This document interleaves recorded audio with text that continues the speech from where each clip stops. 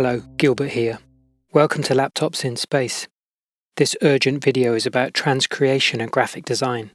I'll explain on the way. Follow me.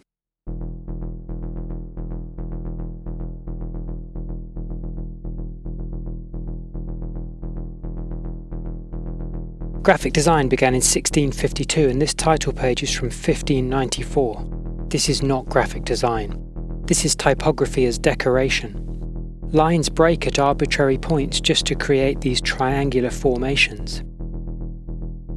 Why is "the" set as the largest, most prominent word? What is the title of this book even? The Troublesome Reign of King John. It's hidden in this preamble spread over 3 lines set in 3 different typefaces. It makes no sense. These words know they are on display, but they don't know what they are displaying.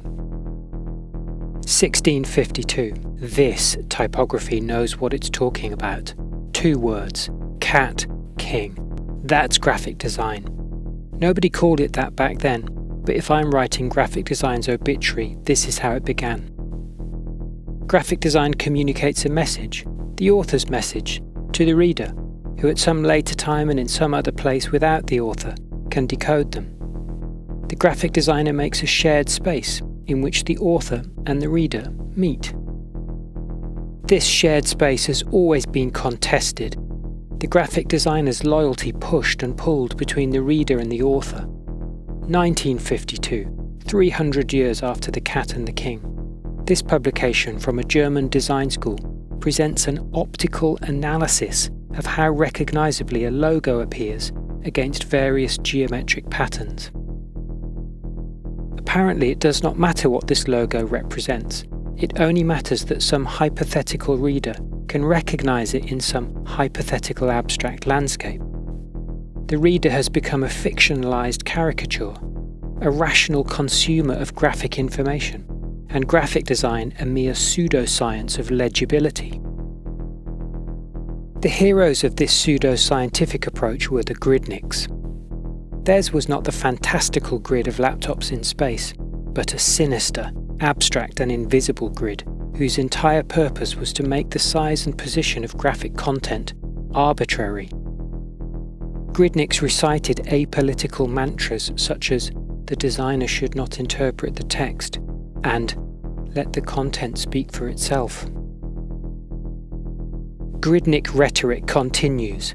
This year, 2021, at the announcement of graphic designer Julia Born as the recipient of the highest award in the design establishment of Switzerland, one commentator praised Born's work by repeating the tired mantra. She creates conditions for the content to speak its own language from within. No, Born does not let content speak its own language. She engages deeply with authors to create mutually authored graphic impersonations. She is with the author, not indifferent to them. She is a graphic ventriloquist. Ventriloquists practice a kind of graphic design that invests itself completely in authors. Richard Hamilton's 1999 graphic design version of Marcel Duchamp's notes is the archetype of ventriloquism. Every mark a conceptual, interpretive, gestural, graphic move on behalf of its author. Quick, we need to go. While the gridniks and the ventriloquists were fighting over graphic design's split loyalties to the reader and to the author, another kind of communication practice has been inserting itself into mainstream culture. Marketing has always prioritized the reader, or the consumer as we might need to call them from now on. Sometime in the late 2010s, a new concept in marketing emerged. Transcreation began as an obscure genre of literary translation, in which the translator artfully alters or elaborates on parts of an original text. Transcreation was appropriated by marketing and rapidly became its ultimate expression. We saw how gridniks fictionalized the reader. The transcreator has no need for fictions. The transcreator knows its consumer. The transcreator observes the consumer, follows them, profiles them.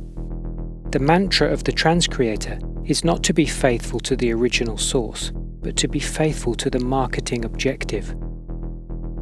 You might have seen this image when it appeared on the internet in early 2021. It's a seminal work of transcreation. It might even mark the moment that transcreation succeeds graphic design, when graphic design's shared space, balancing the concerns of the author and the reader, becomes irrelevant. This is a new logo for the United States government's Central Intelligence Agency. The CIA is responsible for national security and counterintelligence, and its history includes numerous deadly and destabilizing interventions in global politics. I know what you're thinking. This looks like a logo for a techno music festival, or a Silicon Valley startup, or a Joy Division album cover by Peter Saville. This is the CIA's new homepage. When they saw it, graphic designers asked each other, who did this? Which graphic designer among us redesigned the logo and corporate identity of the CIA? To explain the CIA redesign, I need to show you something else. It's this way. This was the scene, 1912, the English village of Piltdown. Look at these futuristic transcreational marketing strategists. They found these bones, a historic archaeological discovery that would profoundly change the origin story of humanity. Look at this excited crowd of scientists. When they heard what had been found, it was exactly what they wanted to hear. They had been longing for those bones ever since Charles Darwin's book, On the Origin of Species, had been published. They were his bones. He's the missing link. Missing because, as Darwin's critics pointed out, if humans had gradually evolved from apes, surely there must have existed many generations of transitional man-apes. And yet no such remains had been found. Where are the bones, Charles Darwin? Asked the critics. And here they were. Finally, they were triumphantly installed in the British Museum and written into the origin story of humanity by countless academics. A few skeptics objected, pointing out some inconsistencies in the bones, but they were ignored. The scientists were too busy to worry about doubters. But the skeptics were right all along. The bones weren't real. It was a hoax, and it took the scientists 40 years to realize it, by which time a whole canon of evolutionary biology had been constructed around these bones. What had fooled the scientists was not the sophistication of the hoax. In reality, these were just some fragments of an especially thick human skull, combined with parts of an orangutan jaw. They had been reshaped and sanded down, then crudely stained to look old. No, what had fooled the scientists was that the hoaxer, or the transcreational marketing strategist, remember, knew exactly what the scientists were looking for.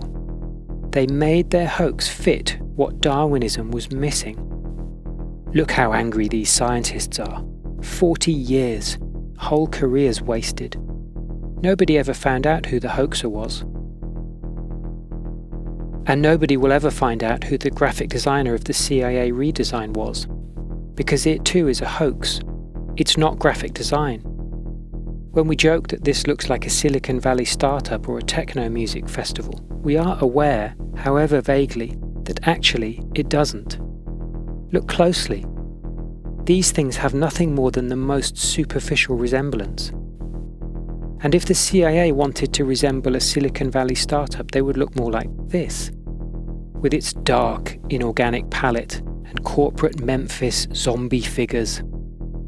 The mantra of the transcreator is not to be faithful to the original source, but to be faithful to the marketing objective, to impersonate not the author, but the reader.